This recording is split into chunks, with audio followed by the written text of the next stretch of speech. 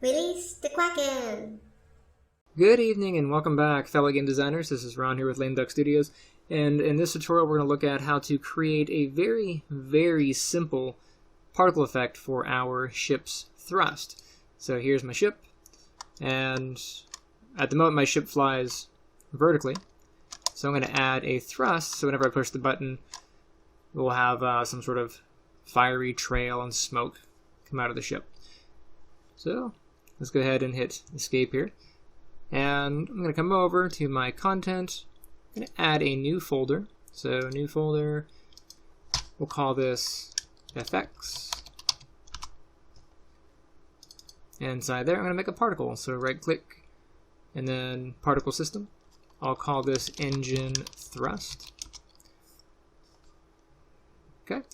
Now there's no, if I open this up, you can see that this is our particle creation window. We have a particle being generated. This is the particle system here, and some general stuff. We have just a basic particle that's here, so we have to go create our own material. So let's go ahead and drop this, and let's make a new folder, add new, we'll call this materials. And oops, I don't want this to be inside of my particles folder. Let's go ahead and make sure that I drag this over to content. Move here. There we go. And instead of materials, I will make a material. I'll call this engine thrust material. But this is just going to be a very general particle at the moment, so I'm going to open that up. And very basic. Let's grab our shader here, come over to the left, let's do blending mode. We'll change this from opaque to translucent. And then shading model, let's do default lit. We'll change this to unlit, because the fire we're creating is going to light itself. It's going to produce its own light. Alright, so now we need a particle color. So particle color. And we're going to pass this through a radial gradient, because we have our particle is going to be kind of round. So we'll do a radial gradient. And that's radial gradient exponential. Now, of course, you could just use a particle color, or you could load in your own images from Photoshop. I'm going to do a more advanced tutorial for creating fire in the future here, so we'll save that for then. From my particle color, I'm going to take my RGB channel, my top channel. I'm going to do a multiply. Oops. Multiply. Drop that in. And you can see when we changed this, changing our setup here, we have emissive color and opacity. I'm going to plug my multiply into my emissive color here. So that's my color into color. And I take my exponential gradient here, plug that into B. Now since we're multiplying, it doesn't really matter which one we plug this in, because the end result's the same. And there we go, we have a color being generated, or something being generated anyway. And then I'm going to do another one for our alpha channel. So the hotkey for this, by the way, is M. So if I hold down the M key and then click, it'll bring in a multiply. I'll drag that off of my alpha value, and then from my exponential gradient, I'll plug it into opacity. So there we go, we have a very quick and dirty something that we can use for our particle. I'll hit the checkbox to apply it, save it, and then I'll jump over to my engine thrust. In here, let's go to required, and I'm going to drop in the material just created, so engine thrust material. And very quickly we get this little smoky guy. Let's go up top to origin. Go ahead and open that up so we get our origin axis. That way we can see which direction this is going. Now naturally we can tell that it's going up, but it's helpful to have our origin axis here, because it gives us an idea of which way to kind of direct this. So if you're flying forward or on a horizontal plane, you're going to be using the x-axis. Since I'm going vertical, I'm going to be using my z-axis. Okay? Remember that x is front in Unreal. So if my ship flies facing this way, that means my engine has to, or my thrust has to go that way, right? Same thing for my ship. If my ship flies up, my thrust has to go down. So to control this, we need to go into our velocity. So initial velocity here. Let's open up our start velocity and our distribution. And we have a min and a max. Okay, so we have this little wobble, which is good. That's being controlled by our x and our y values here. And for me, because my engine, or my thrust is going to be going down, I want to change the direction of my z value. So my z, you can see, is minus 100 or 150. So that's positive. Let's make this, I'll do minus 50 and then minus 100. So now it's heading down. Simple enough. So now that I have it going in the direction that I want, let's adjust the color. Color over life. This will let us change the color over its lifetime. So I'm going to open that up. And we have in here distribution, constant curve, points, and then we have a couple array values in here. So under point 0, you can see we have an n value of 0. That's our time. So at the moment it is born, it is going to be this white color. Okay. If I close that, open this one up, you can see that the moment it dies, it is also white. So 1 is not really 1 second. 1 is the total elapsed time. So if I go into lifetime here, you can see that this is, I live from 1 second to 1 second. But if I made this, you know, like 5 seconds, for example, that 1 that is here is not 1 second. It's the total elapsed time. So it would be all 5 seconds. I'm going to go back into that. Put that back down to 1 for now. Color over life. And I want this so that, I don't know, 0.2 into my flame. I'm going to have this glowing, like bright yellow. I'll add another array point, so under points, array elements here, plus sign. And it goes dark because it's saying at 0 time it should be black, but we don't want that. I'm going to go maybe halfway through, so 0.5. Maybe it's going to start turning orangish. Cool. And then I'll do another point. Again, it goes dark. I'm going to change this one to red. So let's go into the red. Alright, so now I have some values for that, and it looks more like fire, but not quite. So if we look at the thrust of an engine, you can see that as it comes out, it kind of gets wider, because the shape of the cone creates this, you know, cone effect. You can kind of see that here as illustrated. Now in the middle, it's going to be kind of angled, but out here it goes outward, right? This illustration here kind of gives you a different bit of an impression, but these are artist renders, and that's not exactly how that would go. So I want this to kind of fan out as it gets bigger. So first, let's go to spawn. Let's get some more particles here. So under rate, distribution, I'm going to change this up to like 300. So I have a nice plume, and you kind of see how that goes.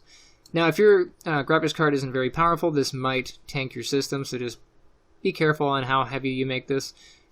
The higher you go, the more it's going to start throttling your graphics card. So just be aware.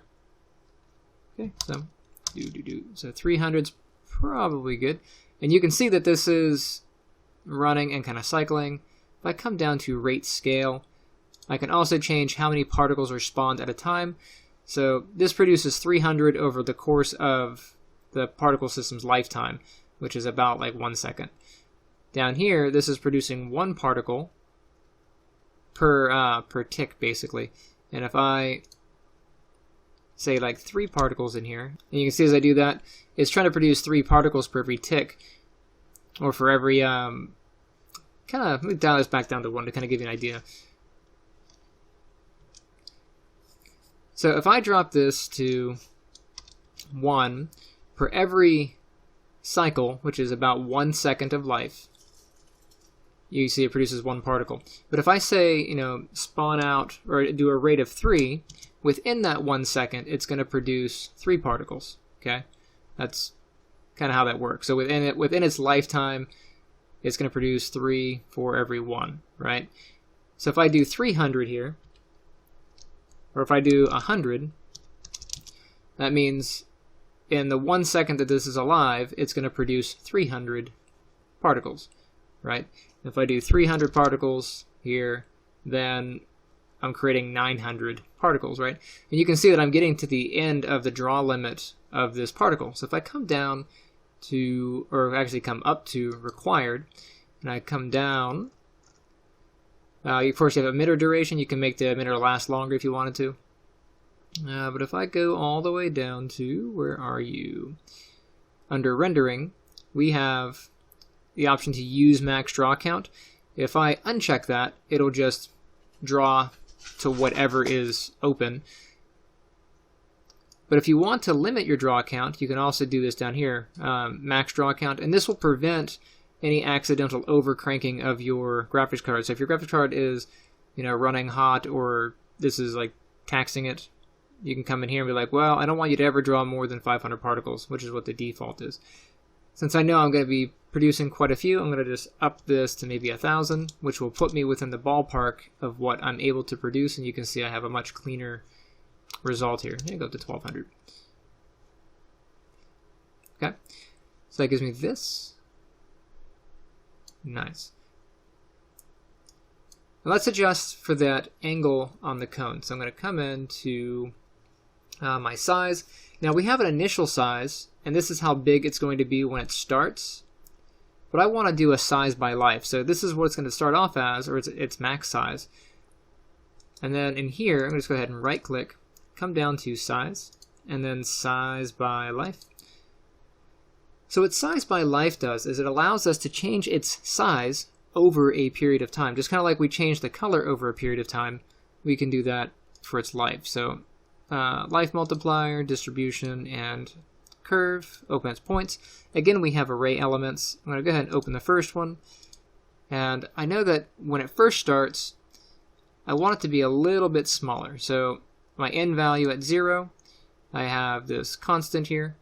I'm going to say you're going to be 0.8. Let's try that. Not quite full size.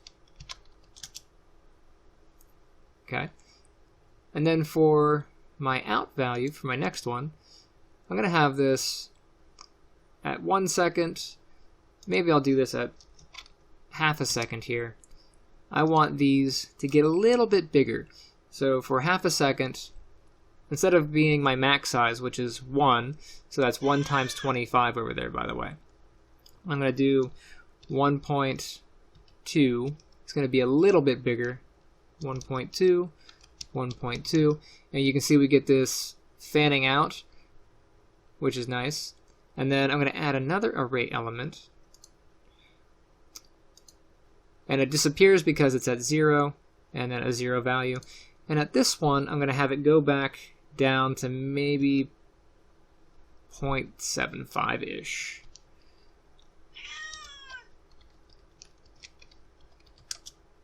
And this is going to happen at the end of its lifetime. So you can see it comes out and then it trails off. So here is my fire when it starts. Let's go take a look at what that's going to be like on the ship. So I'm going to save this. I'm going to go into my ship. So player, open the ship up. And I'll go to viewport. I'll align myself here. Okay, so I'm going to select my ship here. I'm going to add in a particle system. So particle system. I'll call this engine thrust, like and spell. And then to the right, let's go ahead and add in our engine thrust particle. And there we have it. And actually, this is too big for the engine that I have, and I don't really want to scale it in here. So I'm going to go over to here. I'm going to make sure that my starting value is a bit smaller. So when I start up, maybe I'll have it be 0.4. What's that look like? It's pretty close. I'll do 0.3. Now it does come out way too clean. Maybe I'll move that up just a tad.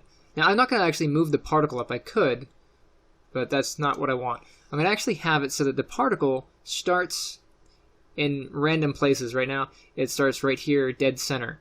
So I'm going to have it start in various places so it looks more alive. So let's come back to our engine here. And I'm going to open this up and do a location. And let's do a initial location. Inside initial location, open this up, distribution, and start location. We have our min and max. And I want my starting location, currently in Z, it's at 0. I'm going to have it start maybe a positive 10 in Z. That might be too high. How about a positive 5? And then a minimum of 0 is probably okay. Let's take a look at how that is. That's a little bit nicer, but we still have this really centered piece. So let's let that wobble a little bit off center. So for my max X and Y, maybe I'll have it meander 2 and 2, and then -2, -2. So that'll give us a very scrambled poof. But it is coming out of the engine a little bit too much. I'm going to come back in and I'll adjust my size by life once more. So maybe I'll do a 0.1, 0.1.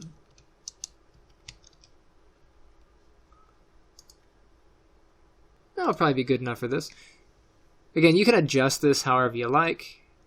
I don't want to spend too much time tweaking this because you could really go all day. So now that we have that, let's actually take a look at what it is when we hit play. So when I fly my ship around, this is what I have. Whee! Oof. If I could fly in any predictable fashion here. So that's going to wrap it up for this video. In the next one, we're going to go ahead and add the smoke for our fire. And I will see you next time.